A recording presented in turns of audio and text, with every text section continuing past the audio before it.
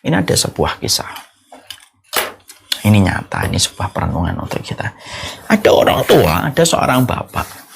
Dia tidak pernah belajar bahwasanya berbahayanya zina. Terkhusus dan terutama ketika dia punya anak perempuan. Karena jauhnya dia dari nasihat, jauhnya dia dari teman yang solih, jauhnya dia dari tempat-tempat kajian, menjadikan dia dipengaruhi oleh lingkungan yang buruk. Kita tentunya berlindung diri ya, kondisi hari ini zina itu sudah dianggap menjadi barang yang sepele.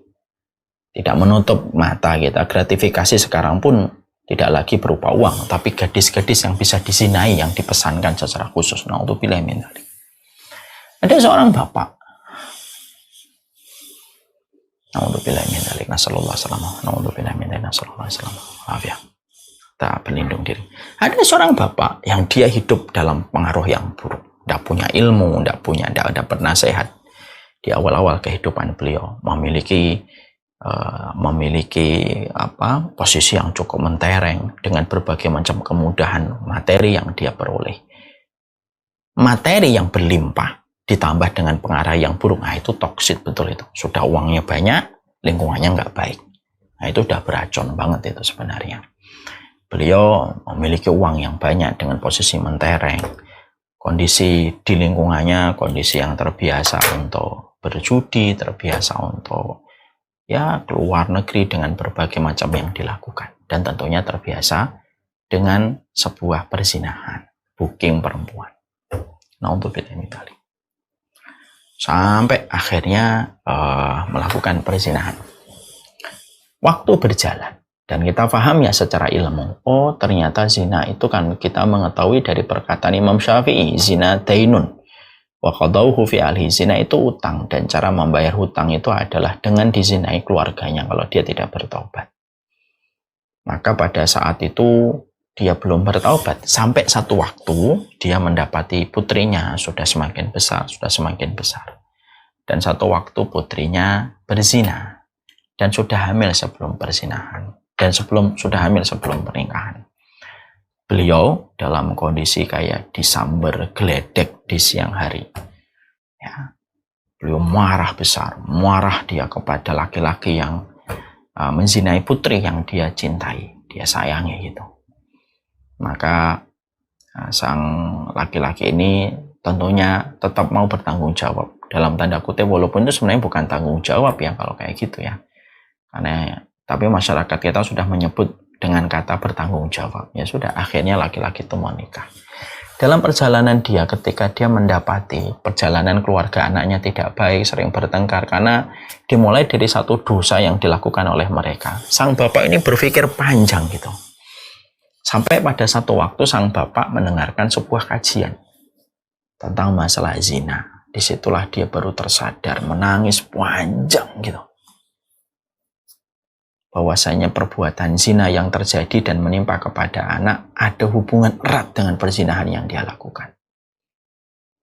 Lalu beliau berkata, kalaulah saya tahu zina itu utang dan saya sadar saya punya anak perempuan, pastilah saya akan menarik tuas rem saya dalam supaya saya tidak berzina ketika saya tahu zina itu akan menjadi hutang dari keluarga saya. Ini kan Masya Allah ya. Ini menjadi sebuah pelajaran. Ilmu itu cahaya. Jadi sekali lagi bahwasanya kita menjadi orang yang beriman. Tidak perlu terbentur baru terbentuk. Terbentuk sebelum ada benturan. Kalau kita paham ilmunya. Jadi kita paham, kita harus ngerti bagaimana kita di dalam meletakkan apa yang kita letakkan untuk anak kita. Makanya tidak ada pemandangan paling indah bagi orang tua, kata para ulama. Kecuali pemandangan paling indah orang tua di hadapan Allah adalah orang tua yang mereka belajar. Orang tua yang mereka beribadah bersama dan mereka belajar untuk terus memperbaiki kualitas kehidupan mereka. Kepala sekolah itu butuh ilmu. Madrasah juga butuh ilmu. Lah kalau mereka tidak memiliki ilmu dua komponen besar ini, bagaimana kita akan mendapati apa yang harus kita lakukan? Orang tua yang dimarahi sama Umar itu karena nggak ngerti ilmu. Dia menikah sama Majusi. Kan jelas ya, ini nggak ngerti ilmu. Kalau dia ngerti ilmu, dia nggak akan nikah sama Majusi. Dia nggak ngerti bagaimana fikihnya menamakan anak. Makanya dinamakan anaknya itu Ju'lan. Kalau dia ngerti bahwasanya nama itu doa, dia nggak akan ngasih namanya anaknya Ju'lan. Mungkin ngasih nama anaknya Abu Bakar, Zaid, atau namanya Muhammad. Nama-nama yang berisi di dalamnya doa. Kalau dia adalah orang yang paham ilmu, tentunya dia akan mengajarkan setiap huruf kepada anaknya. Yu'allimuhu harfa min kitabillah. Dia akan mengajarkan setiap huruf yang ada di dalam kitabullah kepada anak. Karena orang tuanya bodoh, tidak ngerti tentang fikih bagaimana memberi nama, tidak paham fikih dalam pernikahan, dia menikahi majusi, dia tidak paham kitabullah dan sunnah sama sekali, dia nggak paham, cara membacanya tidak ngerti, cara membaca artinya tidak pernah, cara mentadaburi Qur'annya juga tidak pernah. Nah, terus gimana dia akan mengajarkan? Karena sesuatu yang kosong tidak akan pernah bisa mengisi, kan? Makanya kalau kita bedah riwayat dari Umar bin Khattab, itu sebagian para ulama mengatakan karena laki-laki itu bodoh terhadap agamanya. Makanya ketika dia bodoh dengan agamanya, dia nggak ngerti caranya nikah, dia nggak ngerti caranya ngasih nama anak, dia nggak ngerti cara mengajarkan Quran kepada anak. Makanya itulah yang menjadikan kita memahami ketika bicara kedurhakaan orang tua kepada anak, sampai akhirnya mengalami benturan demi benturan yang luar biasa, menguras energi, menguras pikiran kita ketika bertengkar sama anak. Maka sesungguhnya di situ sudah ada sebuah dosa besar, yaitu ketika orang tua itu tidak paham ilmu. Tidak paham ilmu. Akhirnya apa? Ya terus semacam itu dia. Terus dia hidup dalam keinginannya, kemauannya. Hidupnya hanya dipenuhi dengan keinginan-keinginan yang didasarkan kepada hawa nafsu. Sudah selesai, tidak pernah lebih daripada itu. Dan itu menjadi masalah untuk kita. Inilah pentingnya kita untuk ngerti ilmunya. Kita harus paham ilmunya. Kita harus meletakkan bagaimana ilmunya yang benar. Yang kedua, poin yang penting yang kita petik dari riwayat Umar bin Khattab radhiyallahu anhu, dari kisah yang terjadi, disitulah kita paham. Disinilah kita akhirnya mengerti bahwasanya ketaatan kita selaku orang tua sangat berpengaruh kepada kualitas kebaikan anak-anak kita. Makanya orang tua tadi sesek, ya, dia sesek dadanya ngelihat kelakuan anak. Dia sesak dadanya, makanya dia sampai seret anaknya menemui Umar bin Khattab radhiyallahu anhu. Tanpa kita sadari, rasa sesak di dada yang kita rasakan dari polahnya anak itu akibat dari akibat dan merupakan bayangan dari apa yang kita lakukan pada keseharian hidup kita. Saya berulang-ulang menyampaikan ya, menjadi sebuah perenungan untuk saya. Anak itu bayangan. Kita selaku orang tua adalah bendanya. Benda tidak akan lurus kalau bayangan bengkok. Kalau bendanya bengkok, bayangan pun bengkok. Tapi kalau bendanya lurus, maka bayangan itu lurus. Bayangan itu anak kita. Bayangan itu adalah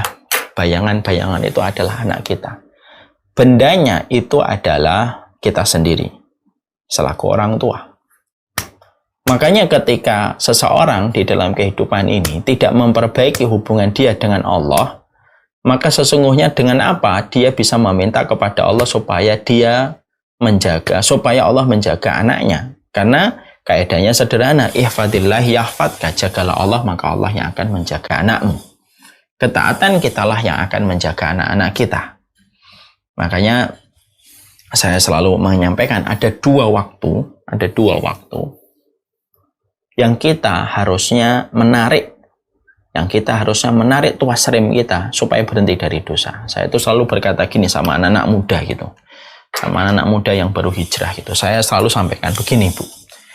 Kalian ini kalau nggak bisa dikasih nasihat, kalau kalian tidak bisa dikasih nasihat, setidaknya kalian harus berhenti kalian harusnya berhenti dari dosa dalam dua kondisi. Kalau ini dua kondisi ini sudah datang, maka tahan-tahanlah dirimu dari dosa. Kalau sebelum dua ini datang, kalau memang kalian susah dinasihati, sudahlah silahkan. Tapi kalau ini dua kondisi ini sudah datang, sudah selesai. Sudah habiskan dosa-dosamu sebelum dua kondisi ini datang. Nah, saya sering ngomong anak-anak muda secara jujur kayak gitu.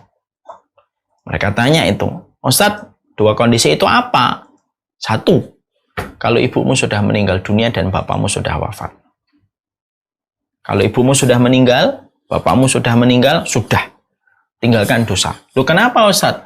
Karena kalau kamu tidak menjadi anak yang solih, lalu masih melakukan dosa besar, masih minum khamr, masih makan riba, masih zina, maka doamu kepada orang tua tidak akan sampai kepada mereka. Karena menjadikan doa kita nyampe kepada orang tua itu harus dari anak yang solih. Bukan hanya anak. Nabi menyebutkan anak yang solih dulu. Idza mata ibnu Adam inqata'a amaluhu illa min salasin.